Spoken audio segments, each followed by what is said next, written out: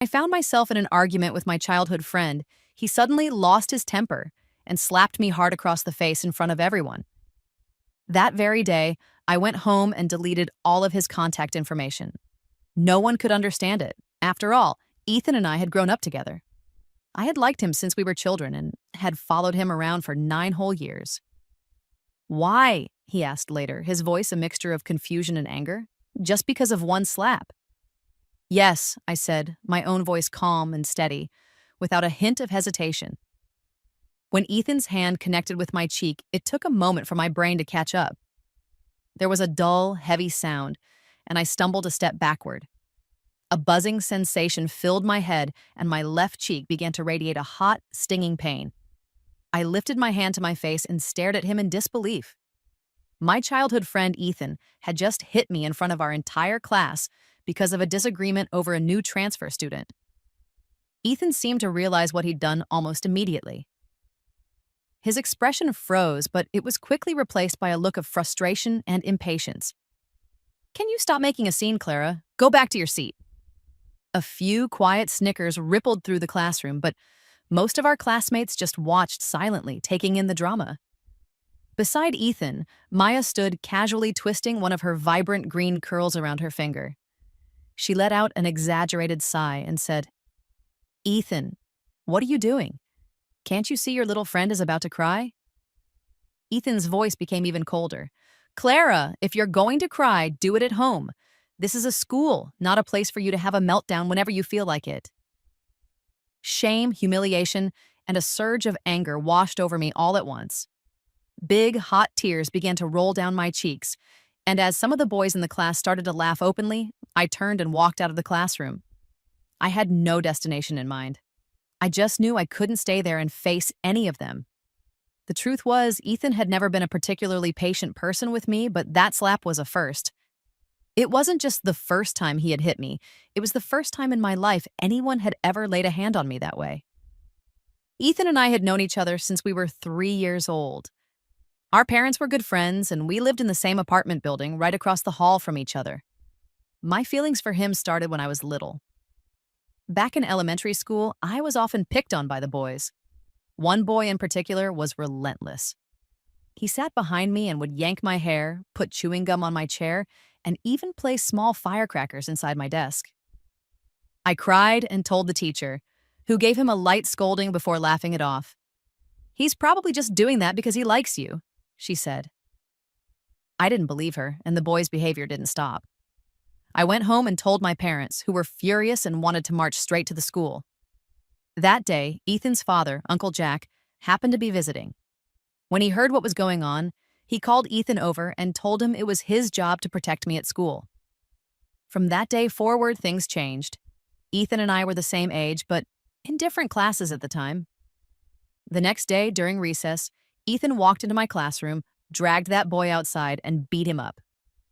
Ethan had always been tall and strong for his age, and he made that boy and his friends cry. Before he left, he shot a warning to the other boys in my class. "If anyone dares to bully Clara again, you'll have to deal with me."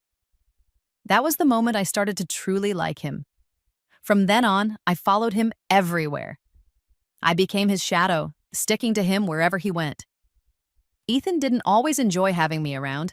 He had a strong sense of his own masculinity and probably felt that having a quiet girl trailing him wasn't cool. But I was persistent. I kept following him, always calling him Ethan. Over the years, he gradually softened and stopped trying to push me away.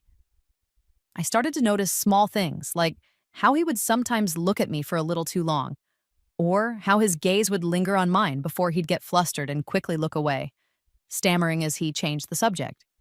One time, Uncle Jack joked, "Since you two are so inseparable, why don't we just arrange a childhood engagement?" Ethan didn't say a word, but he squeezed my hand tightly. I saw his ears turn bright red, and a warm feeling spread through my chest.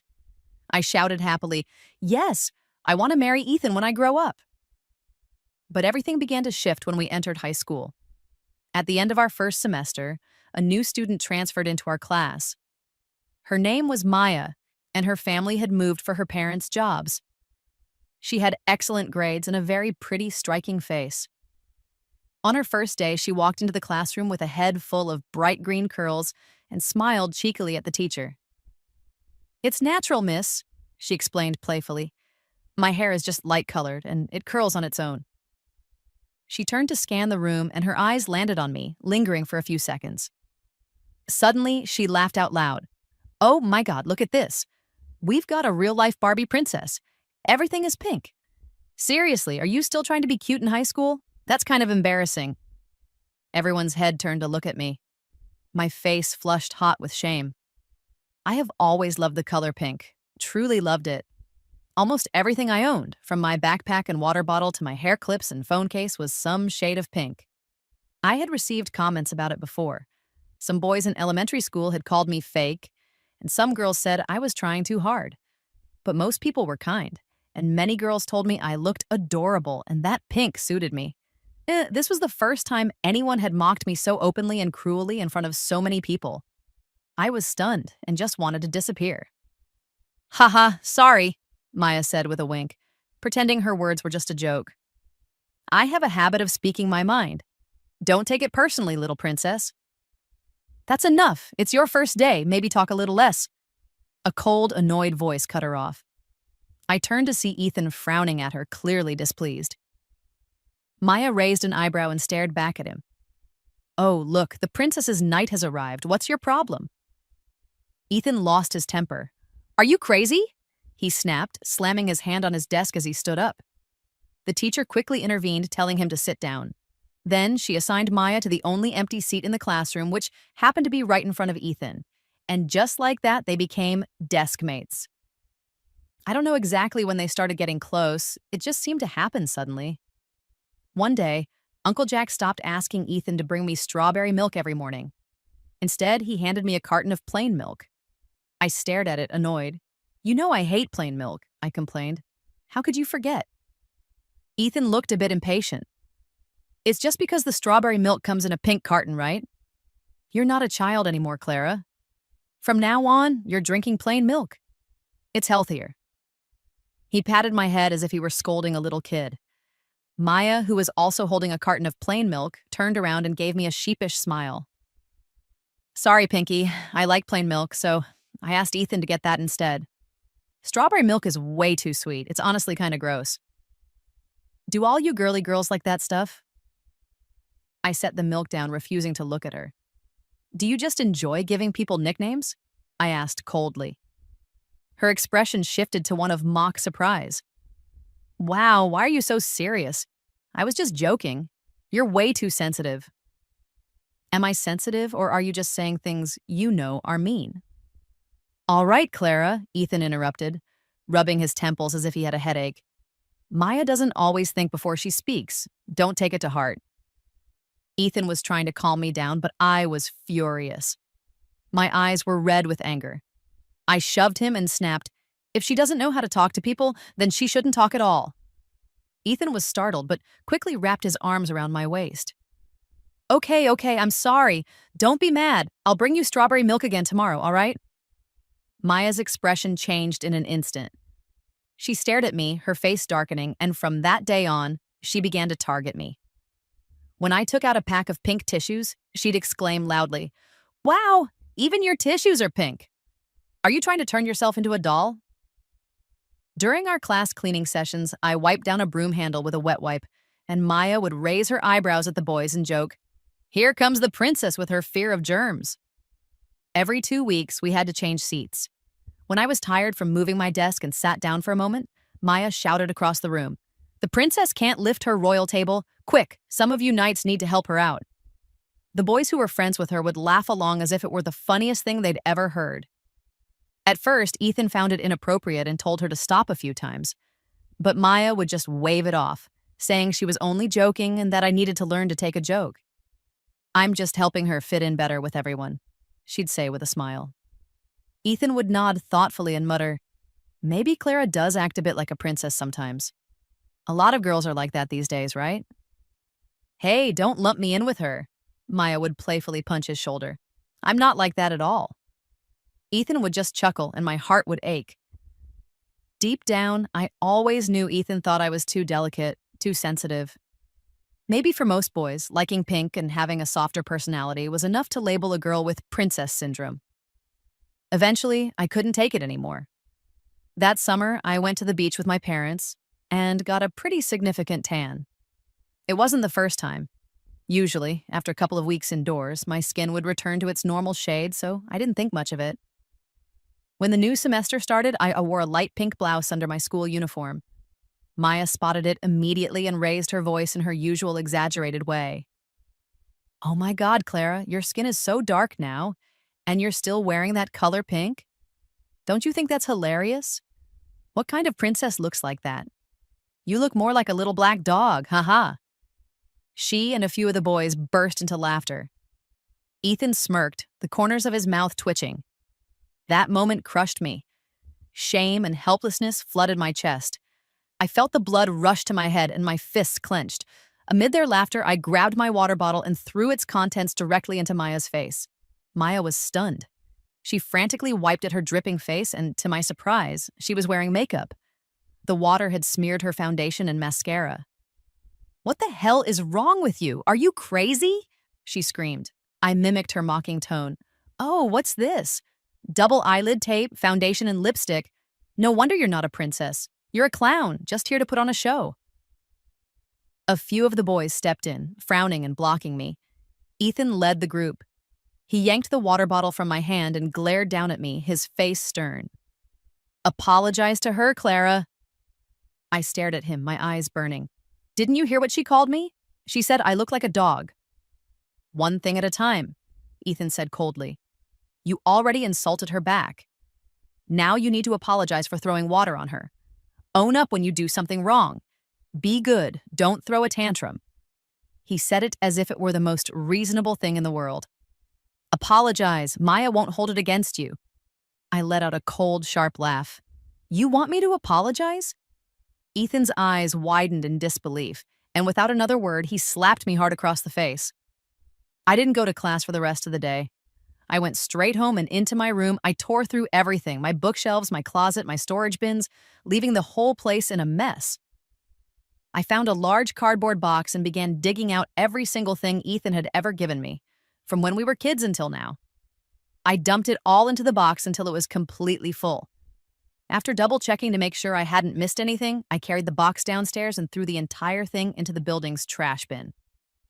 When I finished, my parents still weren't home. I called my mom. "Hey, sweetie, what's wrong?" she answered. I said coldly, "Mom, when you get home, please go talk to Uncle Jack and Aunt May.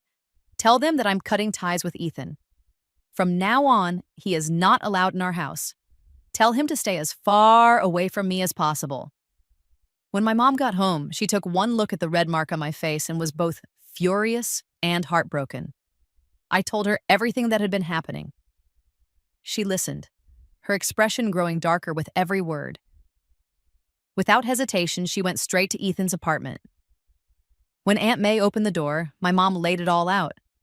She told her how Ethan had slapped me, how he had stood by while Maya mocked me, and how he had ultimately defended Maya in front of everyone. Aunt May's face went pale. The two families had been close for so many years, but that night, a crack formed between us. Yet my mom didn't blame me. She looked at me gently and said, "Clara, you must never let anyone bully you. No matter what you decide, your dad and I will always support you." All the frustration and sadness I had been holding in finally broke free. My nose tingled, and I threw myself into her arms, crying. That night, Ethan must have found the box of things I'd thrown away. He came back furious and pounded on my door. "Clara, come out. We need to talk." I opened it to see his face, cold and stiff with anger. "Why did you throw away everything I gave you?" "What does it have to do with you?" I stared at him, my expression blank. The mark from the slap was still visible on my face. He hadn't held back.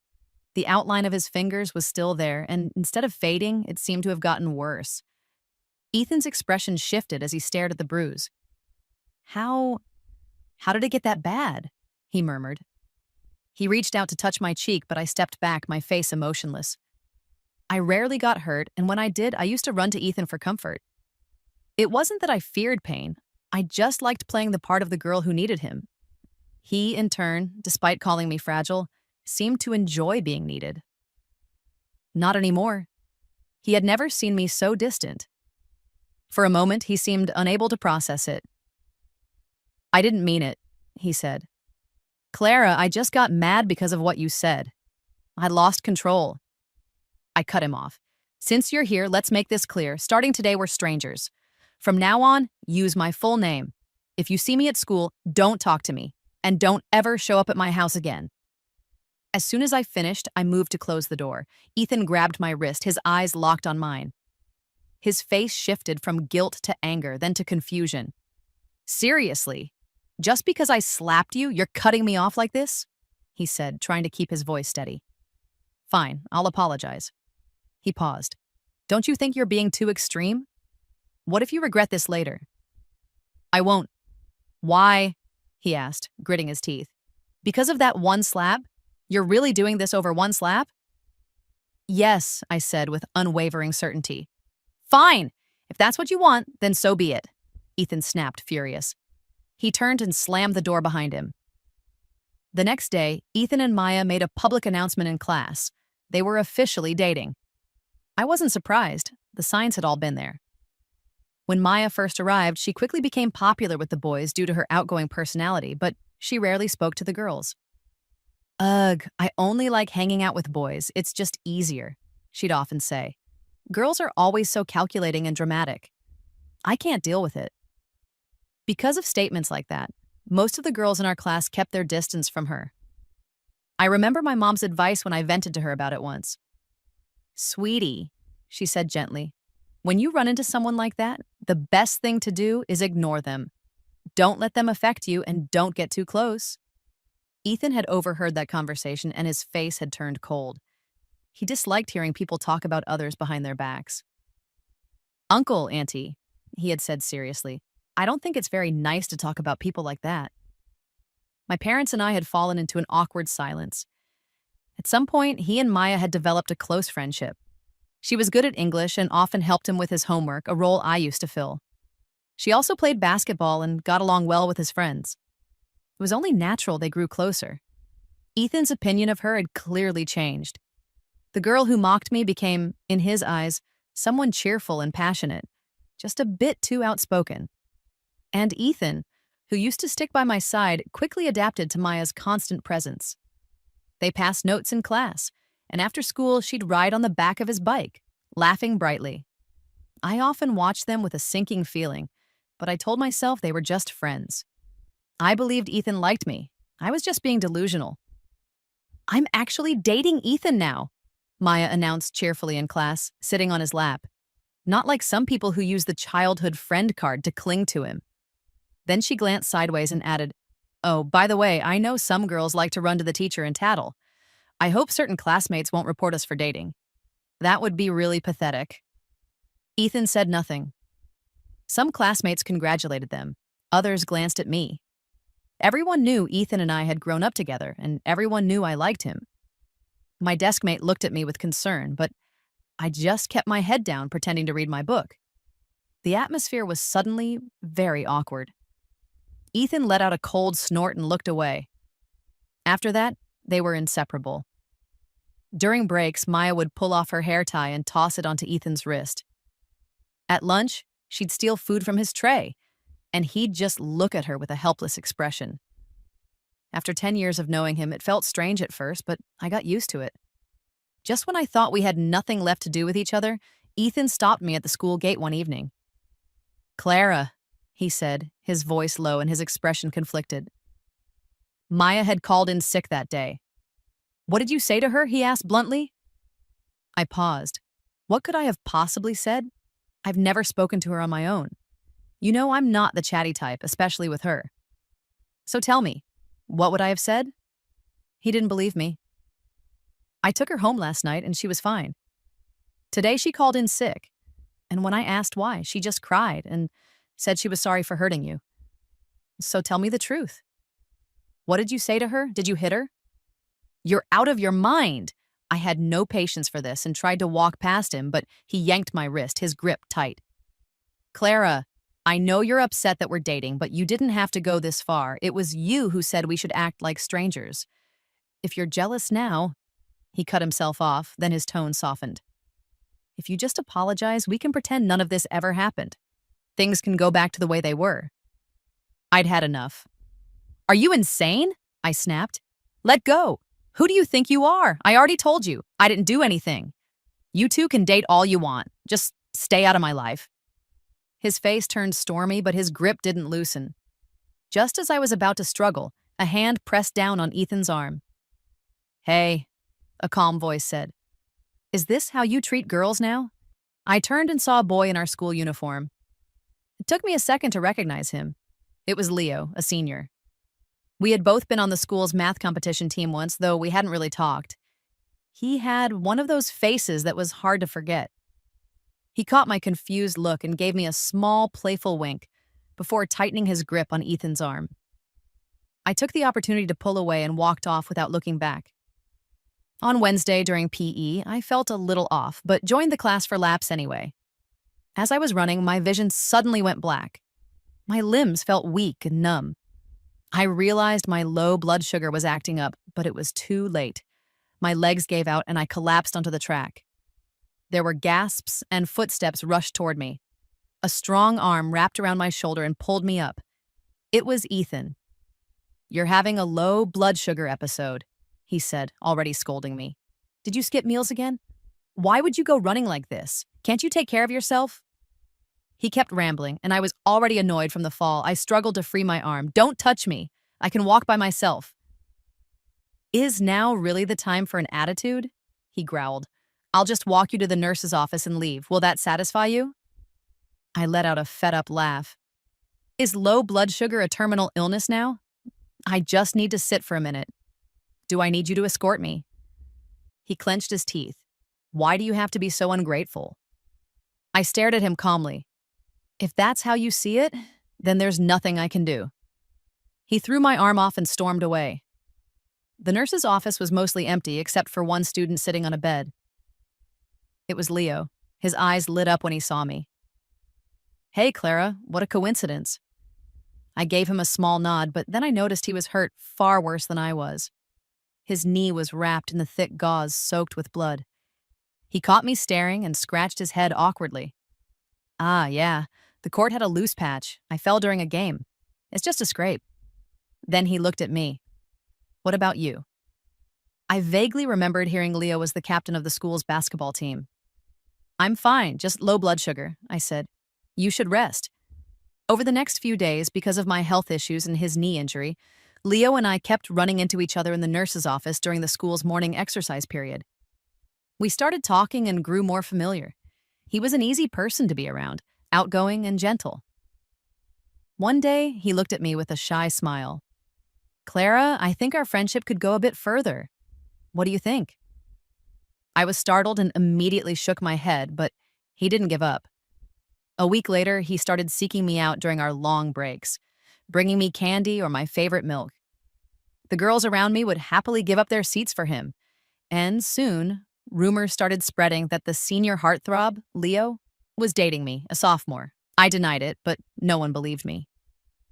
Hey, the girl behind me whispered one day. Is it true that Leo has an 8-pack? How would I know that? I blinked. My desk mate nudged me. I heard from someone on the team that he does. You're his girlfriend. You must have seen it. I tried to recall. I think I saw it once in the nurse's office. He said it was hot and lifted his shirt to wipe off some sweat. He's pretty slim. Oh my God, girl, you're living the dream, the girl behind me shouted before I could finish. Right then, a loud crash echoed through the classroom. We all turned. Ethan had dropped a glass cup, shattering it. His face was pale. It took him a few seconds to react before he slowly bent down to pick up the pieces. Ethan, your hand! Maya let out a sharp cry. That's when I saw the blood. His fingers were cut and red droplets stained the floor. He just stared at his hand as if he were somewhere else entirely. Maya reached for him, but he shook her off. Then, in front of everyone, he walked toward me. The cut was deep, but it was like he couldn't feel it. He stopped in front of my desk, looked down, and said quietly, I'm hurt. Can I get a Band-Aid? I looked at him in silence. I always kept band-aids on me, and he knew that. I used to carry them for him when he'd get into fights for me back in the day. After one particularly bad incident where he was pushed through a glass panel at school, his arms torn to shreds, I made it a habit. He used to tease me for it, but I could see the smile in his eyes. He liked that I cared. But then Maya had seen my Hello Kitty band-aids once and laughed. "You're grown up and still using those? That's so childish." Ethan had laughed too. I pulled myself out of the memory and looked at him. I shook my head gently. "I won't give you a band-aid," I said. "Not now, not ever again." He didn't look surprised. He let out a dry, mocking laugh. "Got it." His eyes seemed to lose their light. After school, Maya cornered me. "Let's talk," she said, her expression serious. I was honestly fed up. "I really don't understand," she said after a long silence.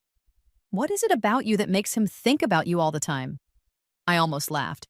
"Just say what you want to say." Her face darkened. "You must be feeling pretty smug. Sure, he's dating me, but it's obvious he still likes you. Seeing you with another guy sends him into a depression. He was just worked up when he slapped you. It was a mistake, and you cut him off completely over it. You threw away a childhood friendship because your pride got hurt. You're so vain and selfish." I listened quietly until she finished. "You don't need to test me," I said calmly. "I'm not getting back with him." She froze. "It must be pretty awkward being sent by your boyfriend to check on his childhood friend. But don't worry, I meant it when I said we're strangers. That's for life. When I say I'm done, I'm done. I don't recycle garbage. Tell Ethan I said that." As I walked away, I heard her voice behind me, sharp with disbelief. "Clara, all because of one slap? Just because he hit you once?" "Yes," I said again without hesitation. "Just because of that one slap." That night, I got a call from an unknown number. "Clara, it's Ethan." "Are you serious?" I snapped, about to hang up. "Wait, just listen," he said quickly. "I read the journal." My mind went blank. He meant the journal he had given me for my 10th birthday. I had treasured it, filling it with all my feelings for him over the years. It was supposed to be my confession to him one day, after we were married. I thought I had thrown it away. "I picked it up that day," he said, his voice trembling. "Clara, I'm sorry. I read your journal. I had no idea you liked me that much. I'm so sorry for ignoring it." "When did you pick it up?" I cut him off. The line went quiet. "It's been a while, hasn't it?" I laughed coldly. "So why are you only calling me tonight? Because you just opened it today?" "It's because I've been in a relationship. You didn't feel the urgency before," I finished for him. "But now, for the first time, you feel threatened that your place in my life is being replaced. So tonight, months later, you finally read that dusty old journal." "Clara, no, it's not." I didn't let him finish. "Ethan, a late apology and a long overdue confession don't change anything. That journal doesn't mean anything anymore. You should throw it away. Don't call me again." I hung up. My birthday was a week away. My parents threw a party and told me to invite my classmates. I didn't want to invite Ethan, but to avoid drama, I handed out invitations to everyone, including Leo. On the day of the party, Ethan came with Maya clinging to his arm. His face was expressionless. I didn't greet them. Later, I stepped onto the terrace for some air. I heard his footsteps behind me. He stopped and said in a hoarse voice, "Can we talk?" I turned. His eyes were red. "Sure," I said flatly, "but I hope this is the last time." A bitter, self-deprecating smile touched his lips. "Does it really have to be like this between us, Clara? No matter how much I beg, will you never forgive me?" He finally said it. "I know you liked me. You know I like you too. We were so close. Why are you treating me like this? Is it really just because of that slap?" And just like before, I nodded. Yes, just because of that slap. But there was more to it. A few days before the incident, I had overheard something. I saw Ethan walking with Maya and their friends, and I followed them to a hot pot restaurant. "Isn't that your childhood sweetheart?" one of his friends had asked. "Still likes you, doesn't she?" "She's been chasing you for 9 years," another added. How are you not dating? Ethan had chuckled casually. Yeah, I like her, but I don't really want to date her. She's way too sensitive. It's a hassle. Aren't you worried she'll stop liking you? Ethan just smirked. Girls like her, once they fall, they stick. You can't shake them off. Then Maya's voice joined in. Totally. I know her type. Delicate, needy. No matter how cold you are, the second you're a little nice, she melts. Then came the words I would never forget. Hey, Ethan, want to try something? Slap her and see what happens. I bet a girl like that would just burst into tears. I held my breath. And in that noisy restaurant, Ethan's voice was the clearest of all. Try it then, he said with a casual laugh. Now, standing in front of me on the terrace, Ethan looked panicked as I recounted the memory. His hands were trembling.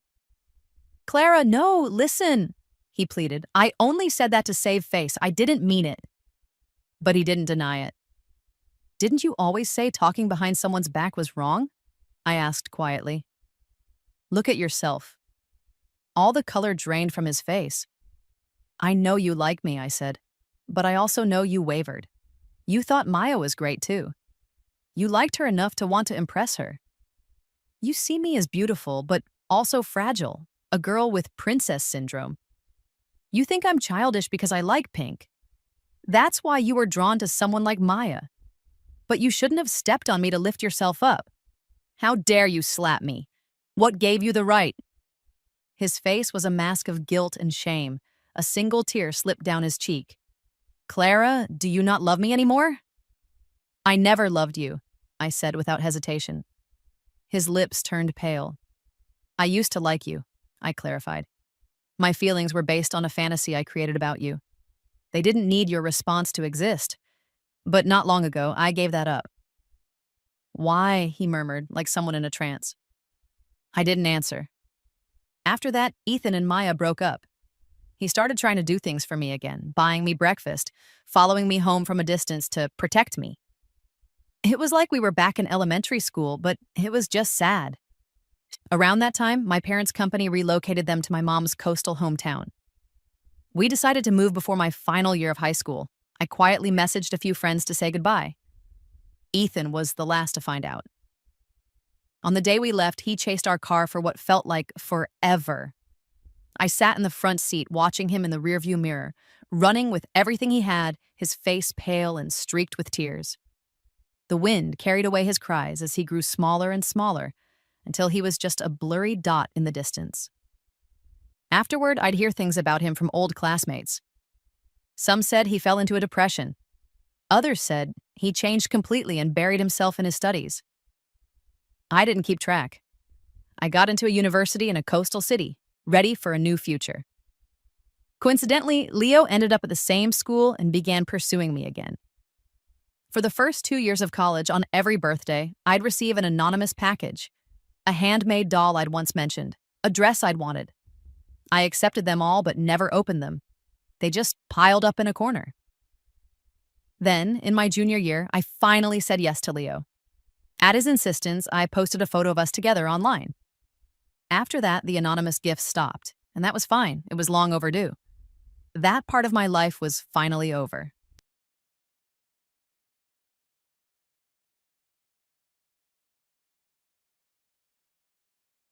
My thoughts, my expressions of my inner world are incorrect. It was strange. And then the next time she brought out the whiteboard again, and I was like, you know what? I really didn't resonate with the whiteboard stuff. It didn't feel like it fit for me. And she was like, well, that's what we're doing, and stuck with it. And I was like, okay.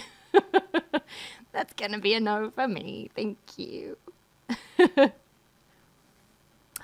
New foster kitty is here. Oh my god, rat! Cute. Hi, dude tube. Hi, Hinyan. Die, hood tube. Ooh. No. Hi, dude tube. And why border owls? I know, Rasmus. Hi, Rasmus.